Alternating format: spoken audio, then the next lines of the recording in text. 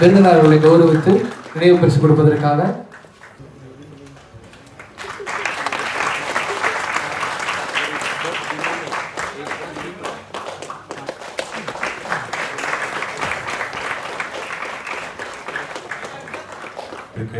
இதுக்கு ஒரு முகவரி அவருக்கு கொடுத்திருக்கு. I wish him this visiting card take him world over continuously in his life. All the best, sir. The stage is yours. நிறைய பேசிட்டோமா, என்ன ரொம்ப சந்தோஷமா இருக்கு. ஓகே, அதான் இது ஒரு வார்த்தை சொல்லுவாங்களே, சொர்க்கமே என்றாலும் நம்ம ஊரை போன மாதிரி. எங்கே அவார்டு வாங்கினாலும் நம்ம ஊரில் வாங்குற அவார்டு வந்து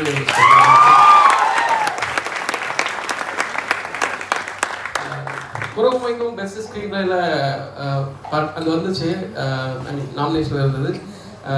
அப்பவும் கூப்பிட்டு இதே மாதிரி ரொம்ப சந்தோஷமா இருந்துச்சு அந்த மொமெண்ட்டாக ரசிக்கிறது. அதே மாதிரி சென்னை ஃபிலிம் ஃபெஸ்ட் வரும்போதெல்லாம் சரி ஓகே அடுத்த படம் வரும் கண்டிப்பாக, அது சந்தேகம் இல்லை. ரொம்ப சந்தோஷமா இருக்கு. முன்னாடி தங்கராஜ் சார் இருந்தார், இப்போ ரைட்ஸ் மேம், சுந்தர், இன்னும் நிறைய சார் பேர், சண்முகம் சார், எல்லாருக்கும் நன்றி. இந்த டீம் விஸ்காம் படிக்கும்போது இந்த பாஸ்க்காக ட்ரை பண்ணிட்டு வரோம்னா எங்கேயாச்சும் ஏதாவது பாஸ் கொடுப்பாங்களா படம் பார்த்தலாம்னு சொல்லிட்டு இந்த உட்லாண்ட் ஷோ அந்த அதெல்லாம் வந்துட்டு இருப்பேன். என் படம் வந்து அதே மாதிரி வந்து மக்கள் பார்க்குறது ரொம்ப சந்தோஷமா இருக்கு, ரொம்ப சந்தோஷம்.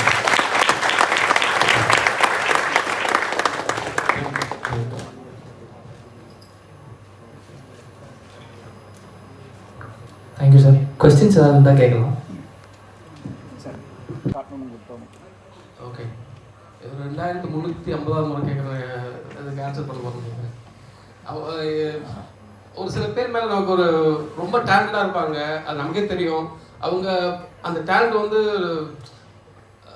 ரெகனைஸ் பண்ண முடியாமல் போயிடும். சம்டைம் அந்த அவங்க பொட்டன்ஷியலை வந்து அவங்க திறமையான இவ்வளோ நிரூபித்துக்கு ஸ்பேஸ் இல்லாமல் போயிடும். அது நிறைய பேர் இருக்காங்க. அது சில பேர் மட்டும் நான் வந்து எனக்கு அந்த கதைக்கு ஆப்டாக இருந்தால் மட்டும் கூப்பிட்டு நான் ஒர்க் பண்ணி பார்ப்பேன், அவ்வளோதான். மற்றபடி ஒரு ரொம்ப ஃபோர்ஸ்டாக தேடி கண்டுபிடிச்சி அந்த நாட்கள் தூக்கி போடும் அப்படிலாம் இல்லை. எனக்கு சில பேர் மேலே ரொம்ப கிரேஸியாக இருப்பேன். நான் இன்னும் சொல்ல போனால் அல்வாவாசு அவர் எங்கேயாச்சும் யூஸ் பண்ணணும்னு நினச்சிட்டே இருப்பேன் நான். பிகாஸ் வெற்றிமாறன் சார் வந்து ஆடுகாலத்தில் ஒரு சூப்பராக இருக்கும், கருப்பையத்தை அவர் யூஸ் பண்ணியிருப்பார். அது மாதிரி எனக்கு சில பேர் மேலே ரொம்ப அவங்க இல்லை, பட் எனக்கு அது மாதிரி நான் கொஞ்சம் பேர் இருக்காங்க. அவங்க பேர் சொல்ல முடியாதுன்னா, சப்போஸ் சொன்னீங்க படத்தில் வாய்ப்பு கொடுன்னு கேட்டேன் என்ன பண்ணுறதுன்னா, இன்னும் சில பேர் இருக்காங்க, அடுத்தடுத்த படங்கள் யூஸ் பண்ணுவேன்.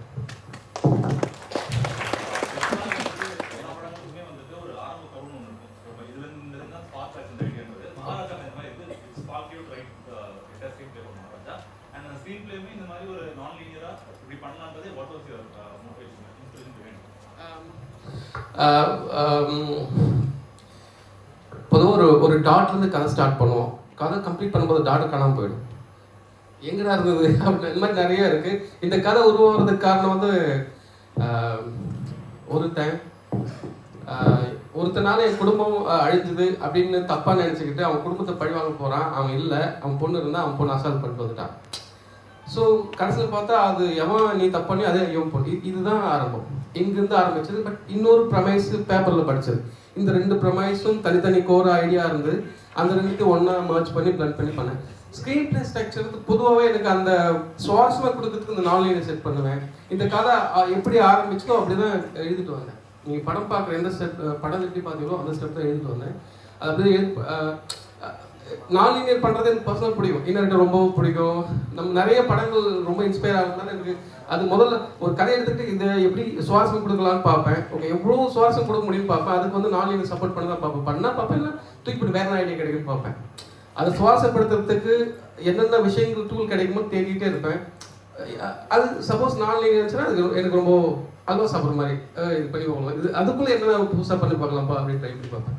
ஃபோர்ஸில் எதுவும் பண்ண மாட்டேன், ட்ரை பண்ணி பார்ப்போம், தூக்கி போட்டு வேற ஐடியா பார்ப்போம். Hello sir, my name is Sara. இப்போ எனக்கு ஒரு क्वेश्चन இருக்கு. மொத்தம் மூணு இடத்துல யூஸ் பண்ணியிருப்பேன். பட் ஸ்கிரிப்ட் எடிட்டிங்லேயே ஒன்று தூக்கிட்டு ஃபஸ்ட்டு வந்து மெட்டஃபரா வைக்கணும்னு இதெல்லாம் வைக்கணும் இல்லை, எனக்கு ஆசைகள் இருக்கும். ஒரு சூப்பராக சமைச்சிட்டு ஏதாவது ஒரு அழகழகாக அழகுபடுத்தும்ல, எனக்கு அந்த மாதிரி சமைக்கும் அந்த மாதிரி பிடிக்கும். அந்த மாதிரி கம்ப்ளீட் ஸ்கிரிப்ட் பண்ணிட்டு இதில் என்னென்ன அழகுபடுத்த முடியும், என்னென்ன புதுசு அது ஃபோர்ஸ்டாக இல்லாமல் பார்க்குறவங்க இரிட்டேட் ஆகாமல் என்னென்ன பண்ண முடியும்னு பார்ப்பேன். ஸோ இந்த மாதிரி மெட்டஃபர் ஐடியானா அது பண்ணி பார்ப்பேன். ஃபஸ்ட்டு வீட்டில் வர்றது மணிகண்டனுக்காக உருவாக்கப்பட்ட பாப்பேன். 2வது ஸ்டேஷனில் வர்றது சிங்கம்புலிக்காக உருவாக்கப்பட்டது. ஏன்னா அவன் தான் ஸ்டேஷனில் இருக்கிறவன். 3வது அனுராக் சாருக்கு ஒன்று வச்சு அது கிளைமேக்ஸில் வரும். பட் அது ரொம்ப ஃபோர்ஸ்டாக இருந்துச்சு. பரவாயில்ல தூக்கிட்டோம், ஸ்கிரிப்ட்லேயே தூக்கிட்டோம் அது. ஸோ மெட்டஃபராக வச்சு பட் நிறைய படித்தேன். அந்த மாதிரி பாம்பு வந்து தாம் கூட்டியே சாப்பிடும் அதுதான் வச்சிருக்காருன்னா அது ரொம்ப நல்ல ஐடியா இருந்தது. நான் அப்படி யோசிக்கல. அது இப்போ படிக்கும்போது பயங்கரமாக இருந்தது, செம்மையாக இருக்கு அவ்வாறு. பட் அந்த அவ்வளோ அறிவெல்லாம் இல்லை, அவ்வளோ யோசிக்கல. ஆனால் ரொம்ப சூப்பராக இருந்தது.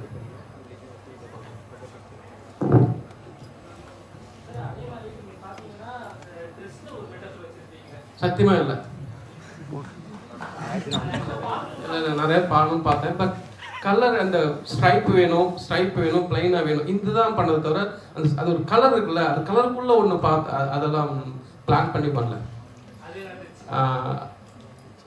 அசிஸ்டன்ட் டைரக்டர் போய் ஒர்க் பண்ணாங்க. மேபி என்னோட அவங்க கொஞ்சம் பெட்டராக தெரிஞ்சு நினைக்கிறேன். இல்லை அந்த அனுராக் சாருக்கு ஒரு வித்தியாசம் காட்டணும் ட்ரெஸ்ல இருந்து மட்டும் இருந்தது தவிர மற்றபடி அது இந்த கலராக இருக்கும், அது ஒரு மீனிங் அப்படியெல்லாம் பண்ணல, தானா அமைஞ்சது. அது சிலது ஃபோர்ஸ்டாக என்ன சொல்றது, ரொம்ப என்ன சொல்றது நமக்கே தெரியாதெல்லாம் எடுத்து காட்டிட்டேன். இவ்வளோலாம் யோசிக்கலப்பா நாங்கள் ஓவரா பண்ணிட்டு இருக்கேன்ற மாதிரி இருந்தது. Anyway thank you. வணக்கம் சார். இங்கே சொல்லுங்க ப்ரோ. என் பேர் நேதாஜி நந்தகுமார் சார். ஒரு 2 கேள்வி இருக்கேன். சொல்லுங்க ப்ரோ. முதல்ல இப்போ அந்த முக்கிய கதாபாத்திரங்கள் காமிச்சிங்க, நட்டி சாரோட கேரக்டர், விஜய் சேதுபதி, அனுராக் கஷ்யப் சார், இவங்க எல்லாரோட காமிக்கும் போது அவங்களோட ஃபேமிலி சைடு அதிகமாக எக்ஸ்ப்ளோர் பண்ணுவாங்க. அதாவது இப்போ நட்டி சார் வந்து ஒரு காப் ரோலாக இருந்தாலும் அவரோட ஃபேமிலியுமே ஒரு சின்ன ஷாட்டில் காமிப்பாங்க. என்னதான் வெளி உலகத்துக்கு அவங்க வந்து கொஞ்சம் மோசமானவங்களா இருந்தாலும் அந்த வீட்டுக்குள்ள அவங்க வந்து ஒரு அவங்க ஃபேமிலிக்கு அவங்க ரொம்ப நல்லவங்க அப்படின்னு காமிக்கிற அந்த சைடை எக்ஸ்ப்ளோர் பண்ணுறதுக்கு உங்களுக்கான இன்ஸ்பைரிங் பாயிண்ட் என்ன? எல்லாருமே தான், நம்ம எல்லாருமே தான். அங்கே யாருமே ரொம்ப நல்லவங்க கிடையாது, யாருமே கெட்டவங்க கிடையாது. சரியா? நான் ஒரு இன்ட்ரெஸ்ட் இருப்பேன். என்ன ரொம்ப பிடிச்ச ஒரு ஆள் இருப்பேன், என்ன ரொம்ப சொத்து பிடிக்க ஒருத்தருப்பா, அவனுக்கு நான் வில்லன், உங்களுக்கு நான் ஹீரோ, அவ்வளோதான் லாஜிக். இது சினிமா தம்மா பண்ணும்போது நமக்கு சினிமாவுக்காக சில விஷயம் பண்ணிக்கிறோம். பர்சனலாக நான் வந்து ரோட்டில் நடந்து போகும்போது நிறைய பேரை பார்ப்பேன். அவன் யாராக இருப்பான், நல்லவனா கெட்டவனா, அவனோட குணம் என்ன, ஃபேமிலி வருவான். அது படத்தில் வர எல்லா கேரக்டருக்கும் லைஃப் இருக்குன்னு பார்ப்பேன். இன்னும் சொல்ல போனால் அட்மாஸ்பியர் கூட லைஃப் இருக்கா, அவங்க லைஃப் கூட சும்மா நடந்த மாதிரி விடாது, அவங்க பொருள் கூட வேலை செய்து போட்டோம், கூட குழந்தை கூட்டு போட்டோம், அது மாதிரி இருப்பேன். லைஃப் இருக்கணும் அவங்களுக்கு. ஸோ ப்ராக்டிக்கலாக பார்க்குற அதனால வரதான். அதனால வந்து இப்போ அவர் சொல்லுவார், நம்ம பொண்ணு தான் சும்மா விட்டுருவோமா அப்படின்னா அந்த பொண்ணு வேணும். அது அது அந்த பொண்ணு க்ளோஸே இருக்காது படத்தில் பாருங்க, சும்மா லைட்டாக அப்படி வந்துட்டு போயிடும். அந்த டயலாக் சொன்னால் அதை அக்செப்ட் பண்ணல, அது ஒரே அதனால லைஃபை கரெக்ட் பண்ணிட்டே இருப்பேன். நீங்கள் ஒரு படத்தில் ஒரு தீம் இருக்கும், இந்த படத்து மூலிமா சொல்கிற ஒரு தீம் இருக்கு இல்லையா, அந்த தீம் எல்லா சீன்லையும் இட்டனாக ஸ்ட்ரெயிட்டாக ஓப்பனாக இருந்துகிட்டே இருக்குன்னு பார்ப்பேன். எல்லா சீன்லையும் முடிஞ்சாலும் இருந்துகிட்டே இருக்கும் பார்ப்பேன். அது லேயராக ஆடியன்ஸ் கனெக்ட் ஆகிட்டே இருக்கும் இன்டைரக்டாக. ஸோ அதுக்காக தான் இந்த மாதிரி பண்ணுறது. நிறைய பேர் சொல்கிறாங்க அது ஒரு மாதிரி நீங்கள் எப்படி படம் பார்த்தீங்களோ அப்படி தான் எழுதப்பட்டது. அது சினிமா ஆடுறாவும் சரி, சீனாவும் சரி. சில விஷயங்கள் வந்து ட்ரிம் ஆச்சு எடிட்டிங்கில். சில வந்து இந்த ஃபைனலாக ரிவீல் பாயிண்ட் வந்து கொஞ்சம் முன்னாடி போட்டிருந்தேன், அது கொஞ்சம் தள்ளி போச்சு. இவ்வளோ மட்டும்தான். ஐ மீன் பேசிக்கான எடிட்டிங் என்னென்ன இருந்தோம். நான் வந்து எடிட்டரை குறை அப்படி சொல்லலை.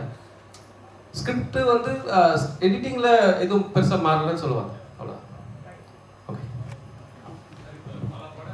சரியா இருக்குன்னு சொல்லி நம்ம ஒர்க் பண்ணுறது தான் இது.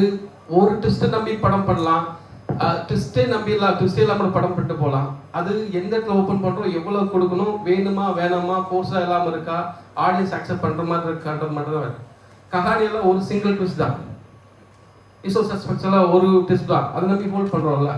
ஸோ அதனால் படம் ஃபுல்லாக ட்விஸ்ட்டாக கொடுக்கணும் அவசியம் இல்லை. அதை டிமாண்ட் பண்ணி ஆடியன்ஸை என்கேஜ் பண்ணி ஆடியன்ஸை ரிலேட் பண்ணிக்கிட்டு அவங்க அக்செப்ட் பண்ணுற மாதிரி எதை வேணால் கொடுத்துட்டு போகலான்றது தான்.